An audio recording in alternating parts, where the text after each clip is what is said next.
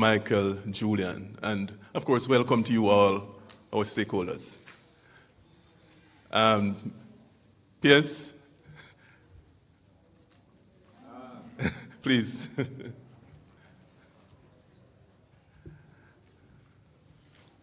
And welcome to our permanent secretary, Mrs. Sancia Bennett Templar. Welcome, Piers. All right, so we're going to start with the national anthem. So I'm going to ask you all to stand, please.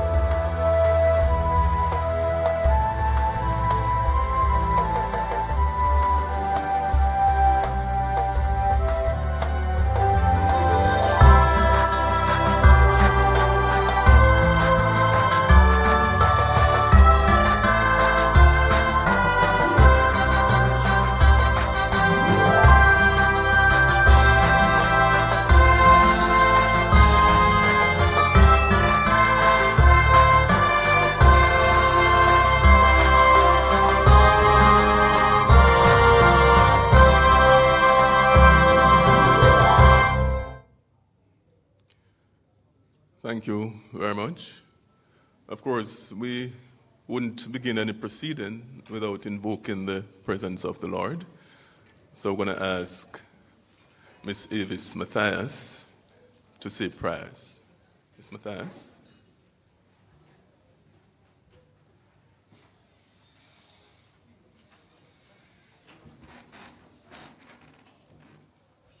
Good morning, everyone.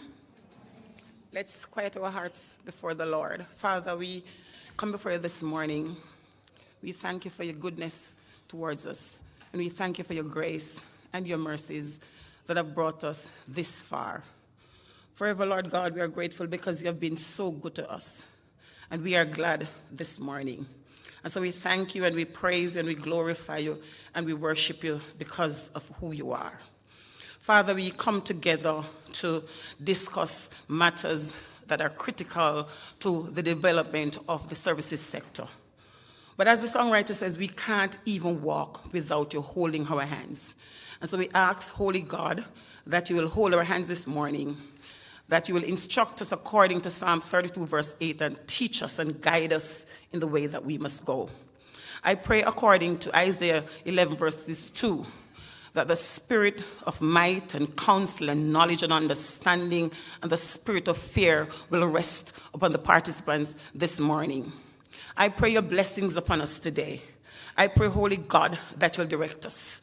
And I pray that you will get the glory after this, and that everything, mighty God, will be to your glory and honor. Breathe upon us even now as we commit this stakeholder workshop into your mighty and your capable hands. And we tell you thanks in the name that is above every name, and that is the name of Jesus Christ of Nazareth. Amen.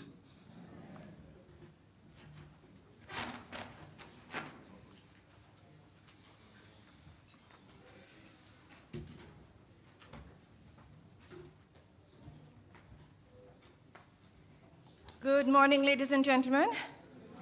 Thank you, Ms. Matthias. Ladies and gentlemen, I must apologize for coming in late. I had a little bit of an emergency this morning, because as I opened the car door to jump in to come down, a lizard jumped in.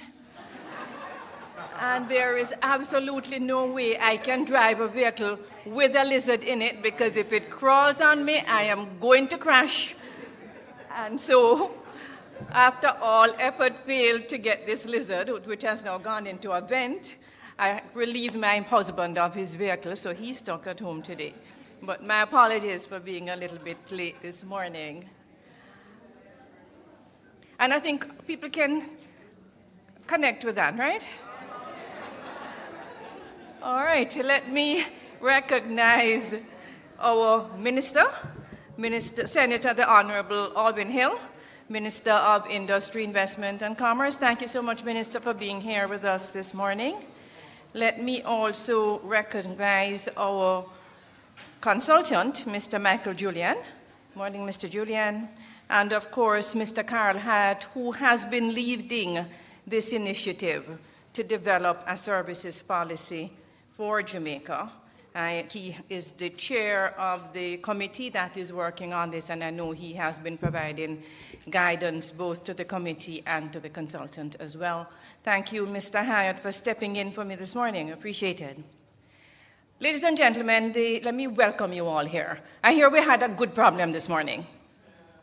Minister, we are oversubscribed in terms of the persons who are here with us, and I think that just underscores how important an initiative this is. And so we are very happy to have you all here with us this morning. Consultation is such an important part of what we do. What we do for businesses and people of Jamaica, and certainly we need to hear from you and have your comments incorporated in the work that we do. So thank you so much for being here with us. Ladies and gentlemen, the Jamaica National Services Policy and Implementation Plan is a strategic document that outlines the vision, goals, objectives, and actions for the development of the services sector in Jamaica. The services sector is a vital component of our economy, accounting for more than 70% of our gross domestic product and roughly 60% of our labor force. It encompasses a wide range of activities: tourism, business process outsourcing, education, health, culture, creative industries, logistics, finance, and professional services. The services sector also plays a vital role in enhancing our competitiveness and innovation. It provides inputs and support to other sectors such as agriculture, manufacturing, mining, small businesses. It enables us to access new markets and opportunities through trade agreements and digital platforms. It fosters creativity and entrepreneurship among our people and helps us to diversify our economy. However, we cannot take services for granted. We have and face many challenges and risks in this dynamic and competitive global environment. We need to constantly improve the quality and efficiency of our services. We need to invest in human capital and technology adoption. We need to strengthen our regulatory framework, our business environment for services, and our institutional capacity. We also need to address, as for other sectors, issues of informality and environmental sustainability. And that is why, ladies and gentlemen, this consultation is so timely and so relevant. I understand that the policy and implementation plan that will be presented and discussed today is the result of extensive consultations and collaboration among various stakeholders, including government ministries and agencies, private sector associations, civil society groups, and development partners, many of whom are here today to participate in this further consultative process.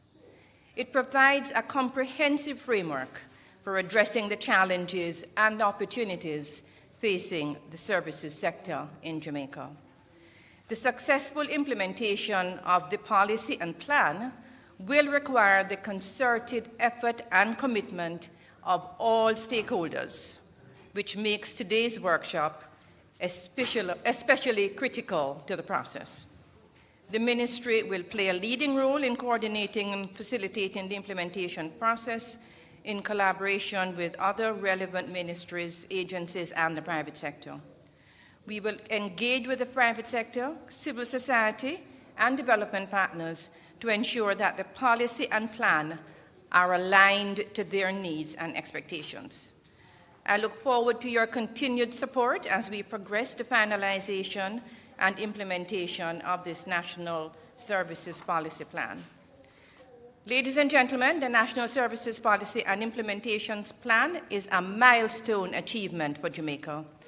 It reflects our vision to become a service-oriented economy that leverages our comparative advantages and creates value-added opportunities for our people.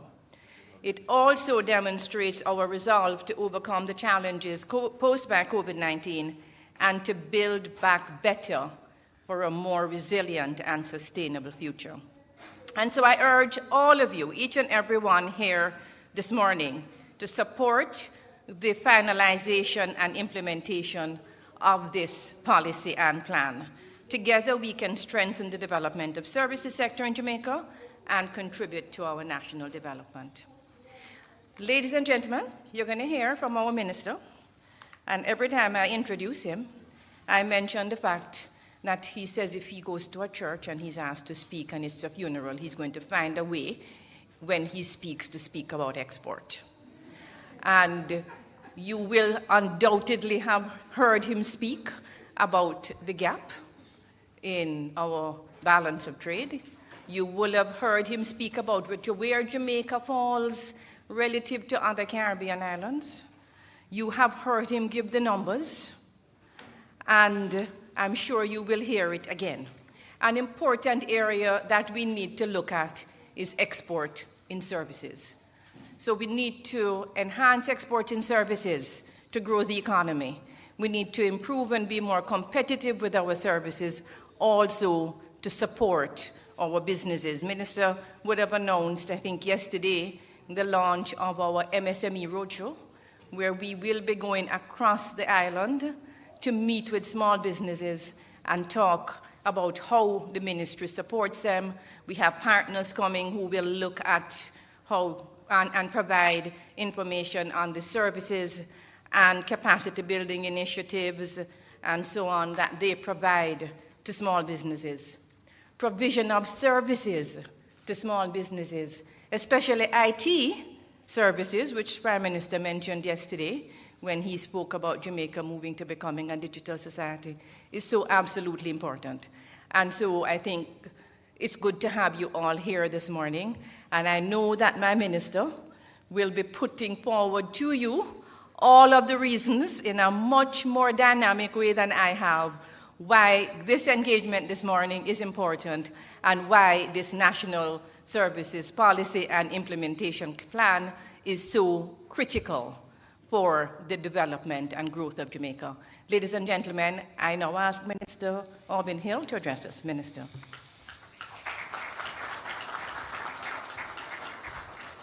You can clap him more than that. A little bit more than that.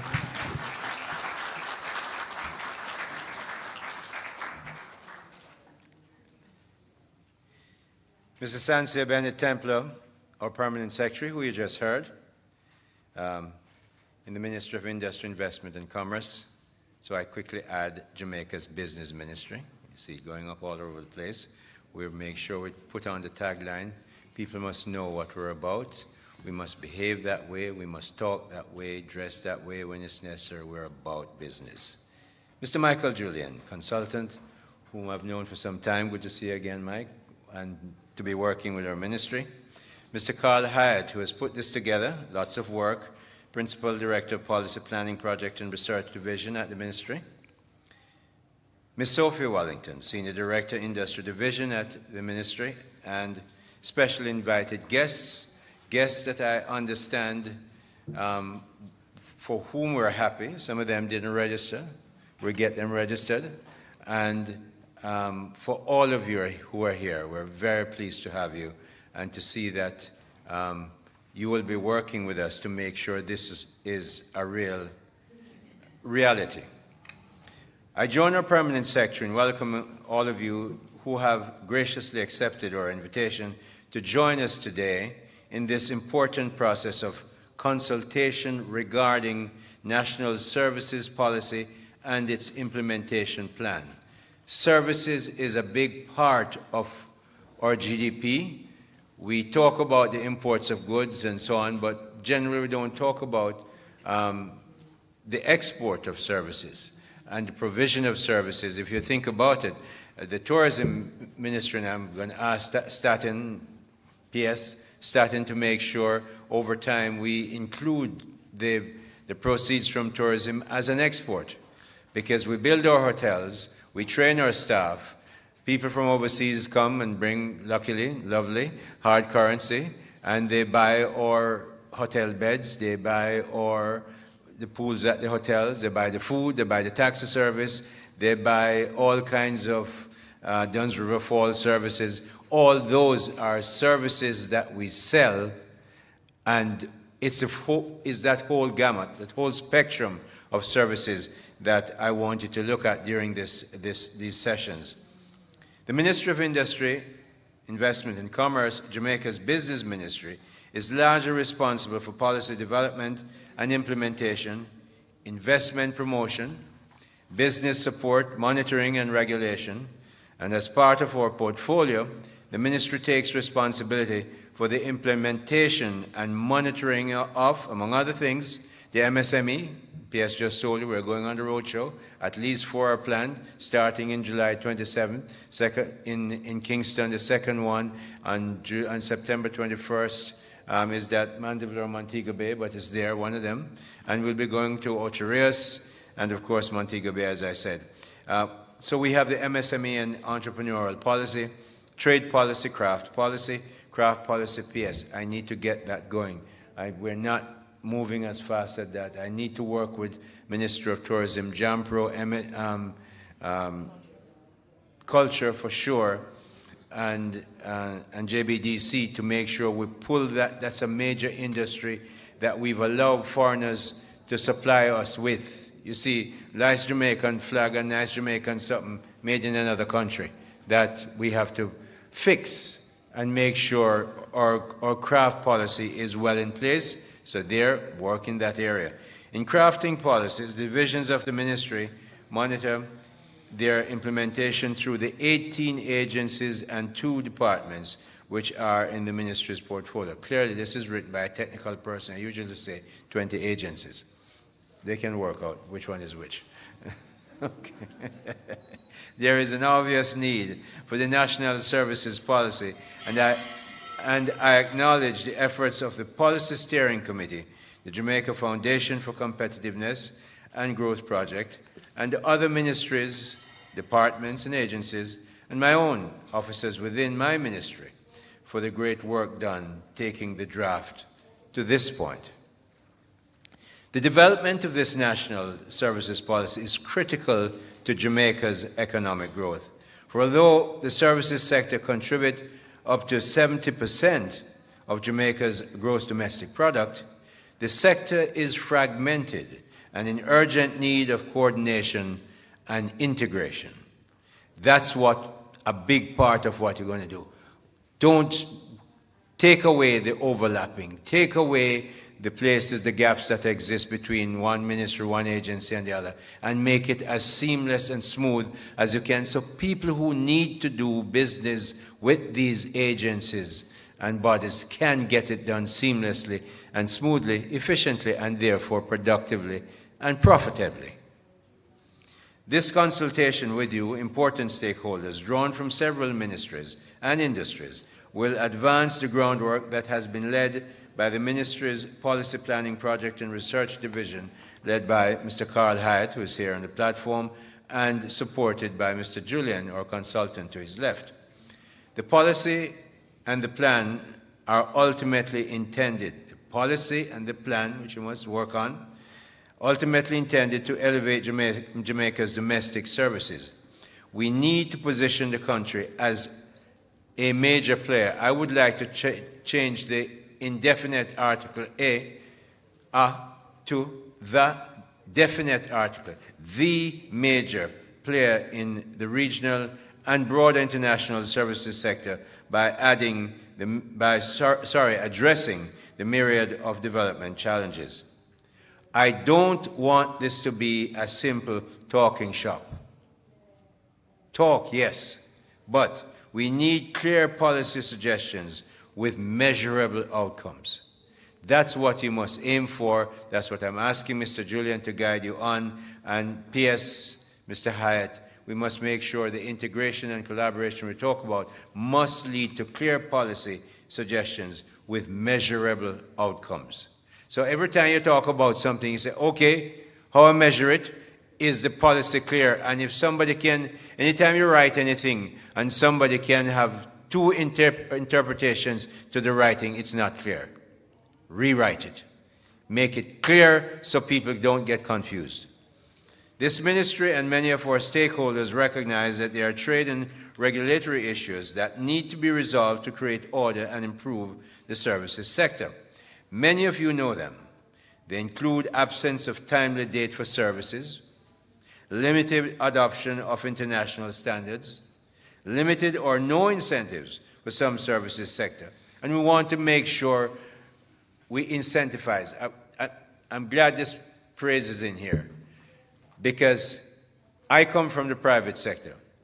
And the view the private sector tends to have is that people in government, government officials, some of them they call bureaucrats. Bureaucrats, when the private sector says bureaucrats, it's not a compliment. Just for you to know. Okay? So, when you hear them say the bureaucrats only put up barriers, them don't put up anything to help you. There's a reason why they tend to say that. Much of us who are in government tend to think, how do we control? How do we make sure they don't make a mistake? So I talk to young entrepreneurs, and they give this to me in my face, and I'm putting it right in your face. They say, uno. That means uno and me. Okay? Because they might talk to me, and they really don't mean uno when they might talk to me. It means we in cabinet. Them idiot in a cabinet. It's so young people talk. It's all right. We get used to it. They didn't say idiot, but we know that's what I mean. Okay, so they say, uno, go up there and make policies.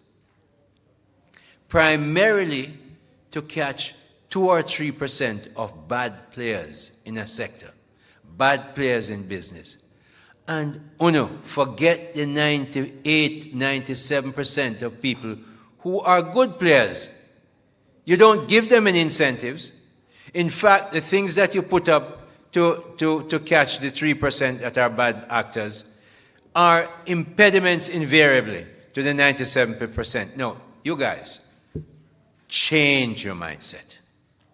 When you are writing a policy, you must say to yourself, how much incentive am I putting in this for people to behave well? How much enabling am I offering? How much facilitation I'm offering to make sure people want to follow the policy? Don't just put rules to catch the 3%. When you catch the 3%, you come down with a heavy hammer. Now, of course, people don't like when we speak like this. Them say, me a private sector, I mean, understand how government works. No, I really do understand. What I want for government people to understand is how you get people to do what you want. Your granny used to tell you, say, you catch a lot more flies with honey than castor oil or engine oil. So use some honey, no man. Facilitate with some honey and enable with some sugar.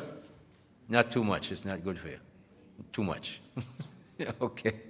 In other words, guys, when you're writing policy, and as you work on this today, right through this, constantly say in your mind, is this policy that I'm helping to craft going to encourage people to do more business, do a lot more of it, employ more people, and let us get wealthy out of it? While we're following some basic rules, some of them are international rules. We don't want to break those. That's not my encouragement. My encouragement that the 3% who break, you come down with a sledgehammer on their foot. But don't impede the 97% of people who are working well. You want them to make sure they build our economy. So I want you to look, I want you to start changing your mindset. Am I helping, am I impeding, or am I just making rules like a judge? Well, you're not judging anything. You're helping people. And I keep saying to everybody in my ministry, if you don't want to serve, if you're not in the service business, you're in the wrong ministry. Go somewhere else. Because me serve. Every day, me get up and serve. And I go to Atlanta, I leave from Fort Lauderdale, I get to the hotel at 2:30 in the morning, I have a 7:30 meeting with business people. I get up and serve. Last night, I was here at the JCC Gala Awards dinner till midnight.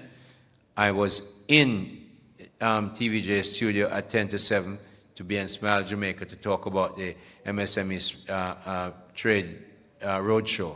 So, me not apologizing to ask anybody to work hard. That's how I've gone through school, that's how I've run banks, that's how it is. So I'm not asking you to do anything, and I don't want you to work like that all the time. You can't do that. You'll have burnout. But please, make sure we're providing the services that people need and help them. This ministry and many of our stakeholders recognize that there are trade and regulatory issues that need to be resolved to create order and improve the services sector. Many of you know them. They include the absence, and that's where limited or no incentives for some services sector, insufficient access to finance. So we have Exim Bank, we have the PIR, that's a Productive Incentive Relief Program. You might hear more about that today. Unavailability of highly skilled workers, the third main objective in my ministry after growing exports and increasing investment is to make sure we train people by apprenticeship to make them available in the workforce that is now tight. You need to propose minimum service standards agreements. P.S. I want us as much as possible. Mr. Julian, I want that as much as possible. Minimum service agreements. That means you have a clear minimum, we make it transparent, and we tell you when you will get it. So if you're going to have the CSC coming in, the CSC will tell you, we're coming in, this is what you're going to get. If you come to get the PIR from the ministry, what are the minimum service standards? So people can hold us accountable. The reason why we don't set up those standards, we don't want to be accountable. Well, you're not going to be good unless you're accountable. That's to me, no? When you love Usain Bolt, like me, you admire his appearance fee. I won't even tell you what the man gets for each appearance, just to appear. He has a lifetime contract with Puma. You think him get that by not following standards? Every single time he runs, in practice or ran, in practice or in competition, there's a timer there. Either by his coach or the officials at the meet. You cannot be excellent unless you're accountable. And there's only one standard I want us to have: excellent. I mean, I apologize for that, because I know so many of you want to be excellent. You went to school that way, you trained that way, and very often people don't ask you to, so I'm asking. And I want it to be measured so that you can know if you're getting to excellence. So we must offer standards. And you know what those are. Service standard agreements that are very clear between the agencies of the ministry and the people who they serve. So P.S., she knows I will look for it, because I'll go back and look and I ask. I'll sometimes 2 or 3 weeks may ask for something, and maybe the people that work with her figure some make me forget, and then they get a little note. P.S., what about this? Usually the note is on WhatsApp, like 2 o'clock in the morning or 5 a.m. or some silly time like that, when it comes back to my brain. So that's a very good part of management. 80% of good management is follow-up. Not which school you go to, not who your parents are, not how much money you have. Just if you're going to manage something, 80% of it is good is follow-up. So, me follow-up. Using a 3-tiered assessment scale, the subsectors were ranked from low for limited growth potential, moderate for mostly domestic growth potential, and high for those with strong domestic and export growth potential. So there's that word, export. Let me tell you why I have put it as the #1 objective of this ministry. Soon after I came in, I asked the PS for all kinds of numbers. So I saw the foreign direct investment going down. Then soon after I came, Statin published the 2021 trade figures for the country.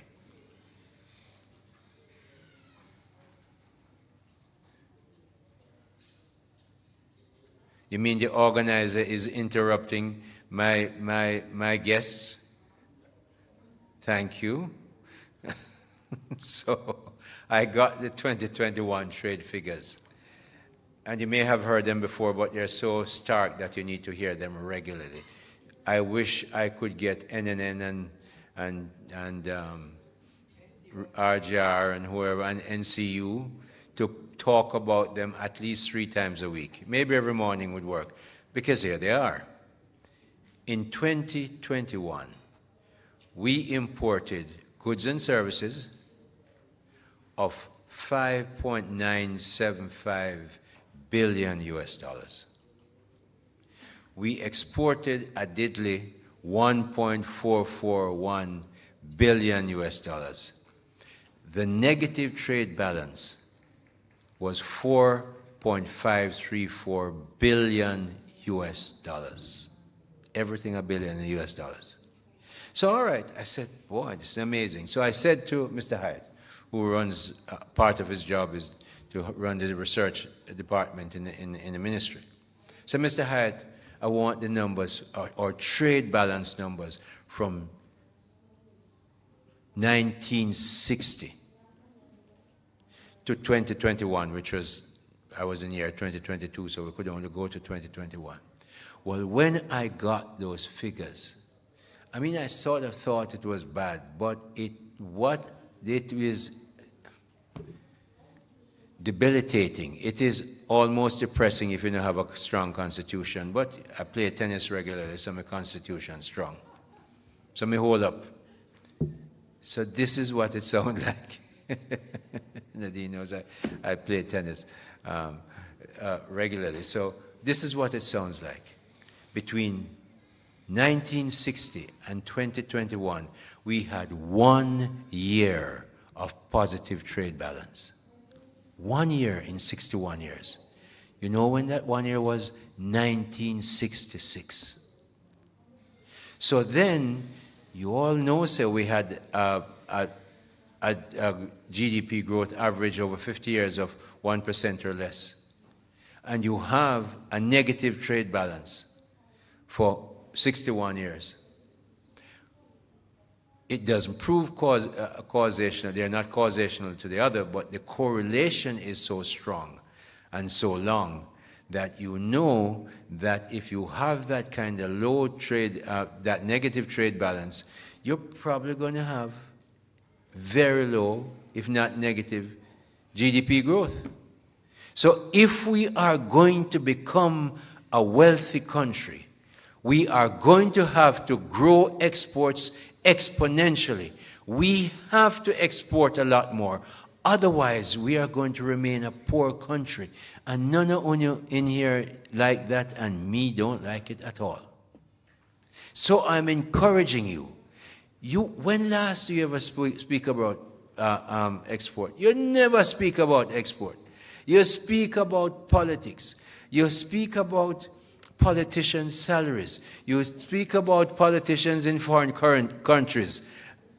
And you know, speak about export. Everybody you talk to that is in business, you must say, are you exporting? They never thought about it. In this hotel, last year in Christmas in July, I came here and spoke, very soon in the ministry. And I talked about export. And one lady, 10 days, 2 weeks later, WhatsApp me, because me go out my number, everybody have it. WhatsApp me and said, look, you know, I do this business. She told me what it was.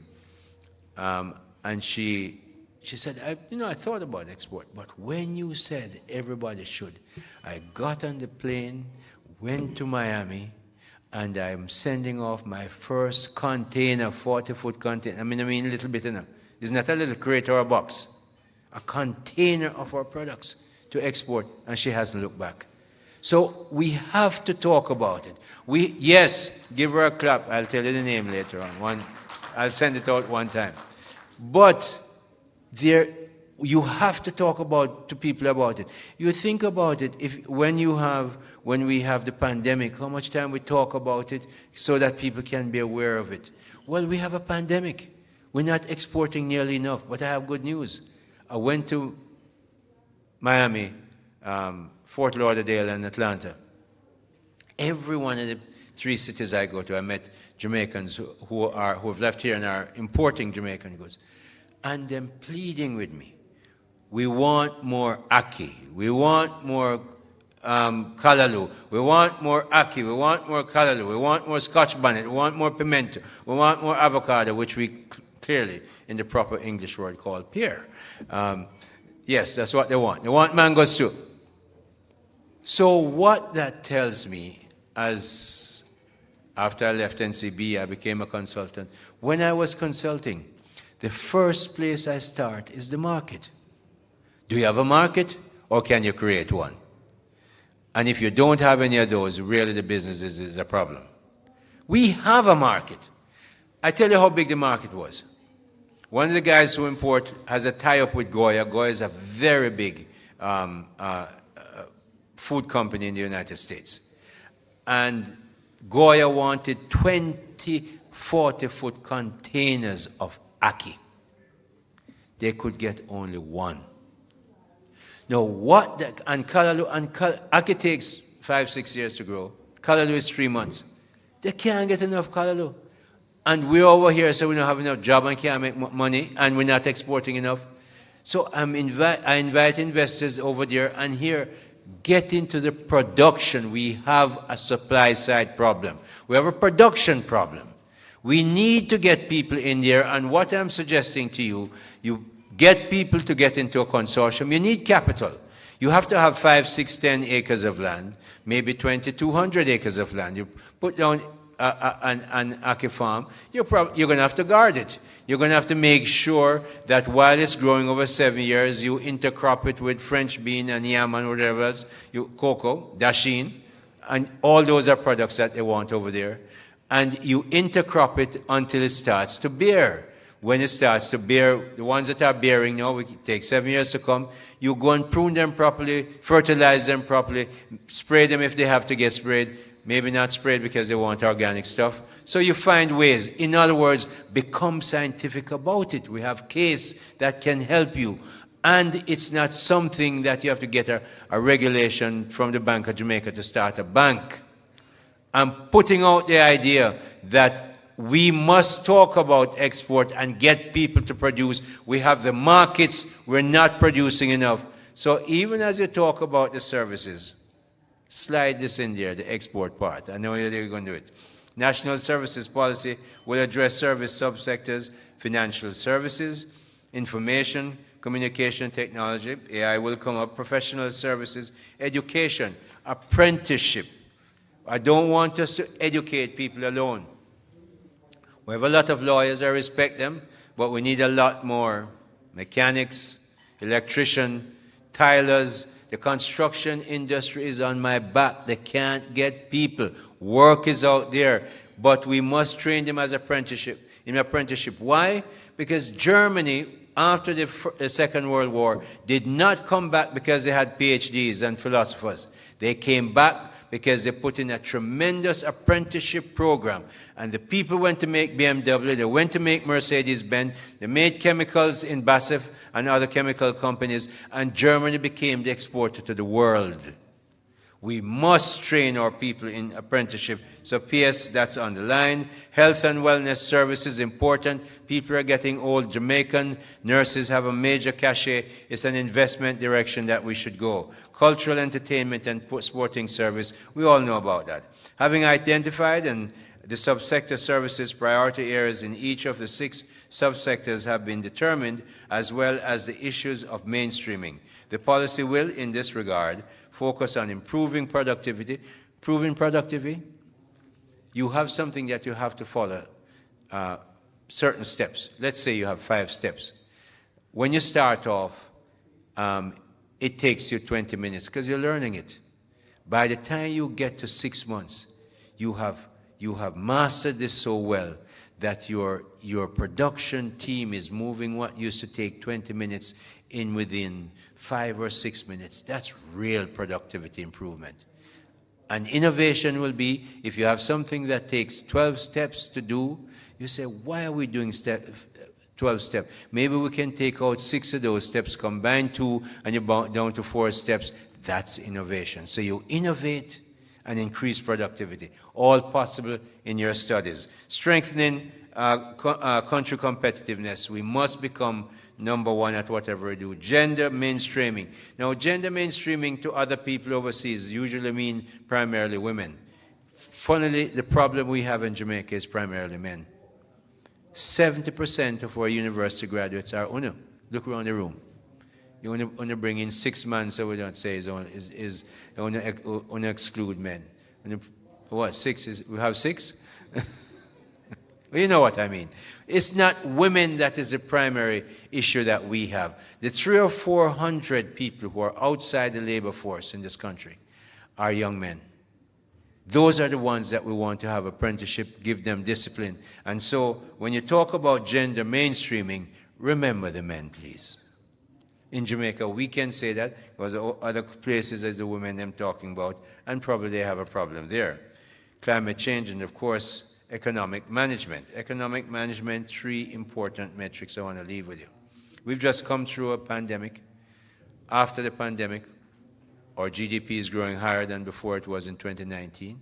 Our debt to GDP is down, okay, and our unemployment is the lowest in our history. No other country in this hemisphere, from Magellan Straits up to the Arctic, can say those 3 metrics post-pandemic. Jamaica is an outlier in a very positive way, and you should give the authorities, I mean the government, a clap. Not so much, no.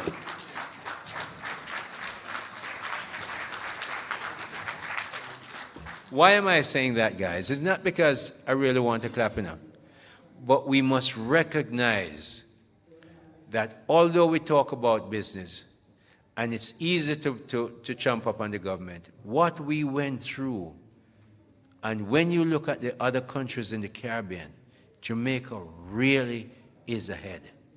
And we must not sit in our conscience because of our particular bias. Clearly, I vote JLP, you might vote something else, but there are times when every time I talk about the recovery, I start at 2013, because I have written in the newspaper, in the Gleaner, when I used to write for the Gleaner, that when Dr. Phillips came back, my belief is that, like the cabinet table is from here to where the television, the steamers are to the door, Dr. Phillips was up here so by himself, and everybody else in the cabinet crowd out by the door. And no one sit down with him after him come back with the IMF program. It was difficult. Many people didn't want that.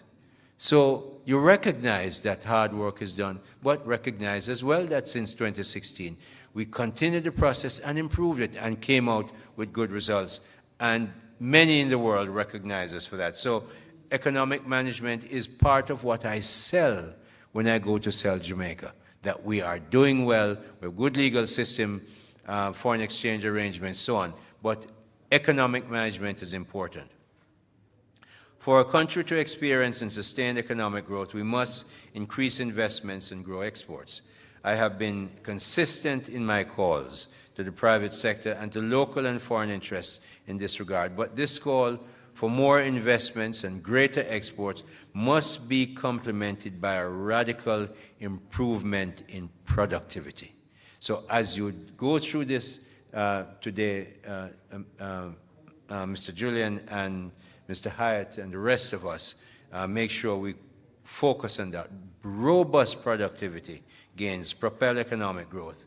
Increase productivity. So ask yourself, when I'm making this policy, when I'm making this change, is it going to help productivity? One of the enabling things you should do rather than one of the things that block people from going forward. 3 policy areas are essential for sustained productivity growth. Fostering innovation. I mentioned about innovation already. Cut down something that, you don't have to create an app or a microchip. You can look at a process that has been working in a certain way and say, well, this should be better. Why are we taking 8 steps to do this? Change it. Fix it. And you can innovate and make it. So fostering innovation at the international frontier and facilitating the diffusion of new technologies to firms at the national frontier, creating a market environment where the most productive firms are allowed to thrive, encourage them, reduce resource misallocation. Don't give to places resources that they're not going to use well. As you contemplate these pointers today, consider that the 6 subsectors identified earlier in the services sector present significant opportunities for maximizing our growth potential. In spite of some challenges within the education sector, Jamaica is undergoing a steady process of transformation. I'm just going to talk about Heart Trust and say what they're doing, apprenticeship, we've been talking to them. But think of the education budget. It's 149.8 billion Jamaican dollars. That's 150 billion Jamaican dollars. It's the second largest budgetary allocation. Ministry of Finance is higher because they pay the interest and the loans that we have. But health is 118, well below the 150 billion. Ministry of National Security is 112, well below that. So education, and when you hear people talking about education, they're complaining. And sometimes the complaints are right. But a big part of the taxes you pay go to pay teachers and others in education and to provide resources for them to work. So we need to continue that, but we need to get results from those expenditures. And as we look at how the services sector, and that's a service sector, all of those things should be considered. How are we spending our money? Is it the best way to do it? And can we do better and get it done? So the implementation plan, which will be eventually finalized, should be ambitious and attainable. Must be measurable. Don't give me some, fancy qualitative terms. I want those, but I want to see qualitative measurement. Must be audacious, big, but should be easily articulated and demonstrable, actionable. We want action. Jamaica stands at a pivotal place in its history and development. We are doing extremely well in some instances. We need to do a lot better in certain. We who meet here today must be wise in our decision-making and how we go about things. And I must encourage you, go home, talk to your friends, talk to everybody about how we're going to export a lot more and grow the things that we can grow for which we have markets. I wish you well. I might come back and see how it's doing, but there's a lot of work to do. I'm glad you have come. I'm glad we're overflowing. Over to you, PS, Mr. Hyatt and Mr. Julian. Thank you for having me.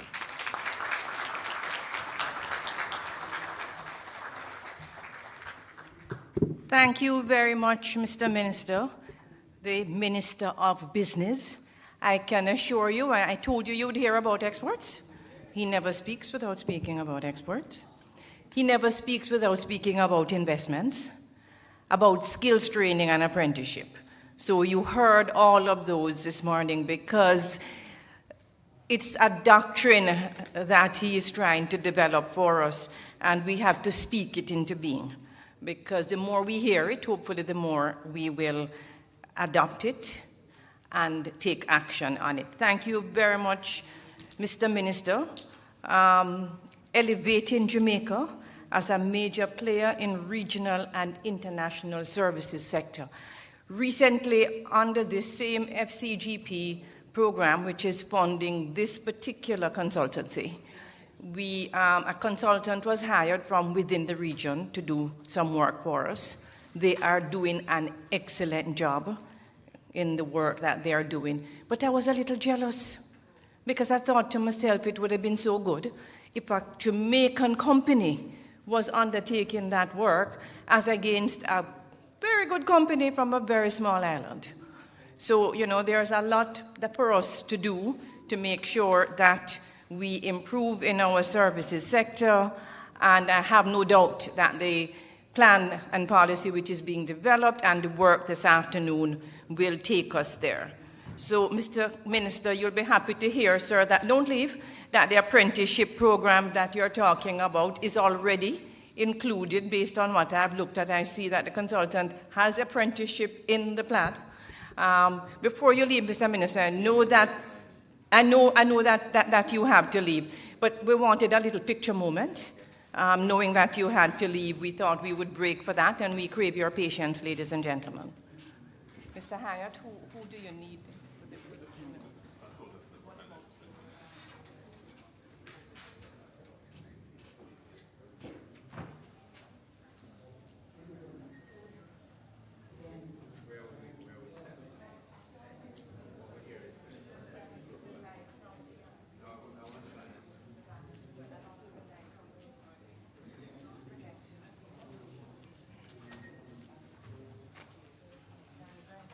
We stand here. Photographers stand here. Right here is good, sir. Right here is good. You get my banner? Sure.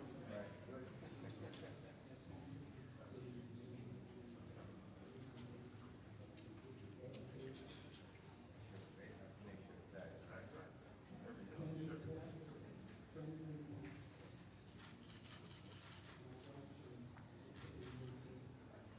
Any of the steering committee members here? Quick. I know you've been doing the work, but not to get you in the picture. Come on, if you're coming, come move. Committee members, anyone here?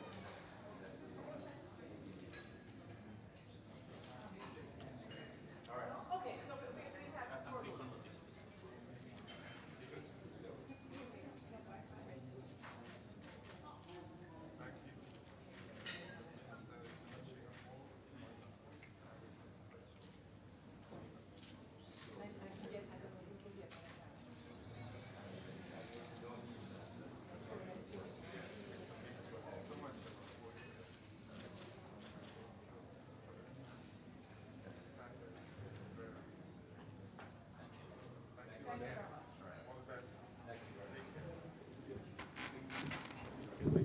I'm going to.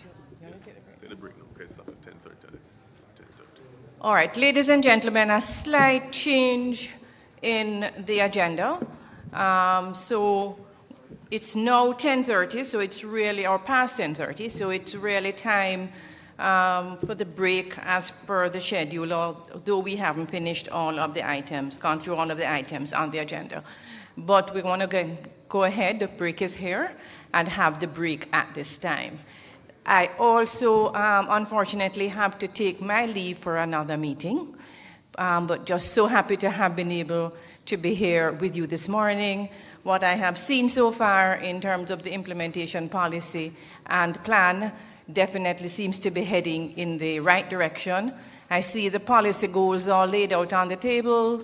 I hope many of you, if not all of you, will be able to stay with us throughout the day to help us to finalize this policy and this plan.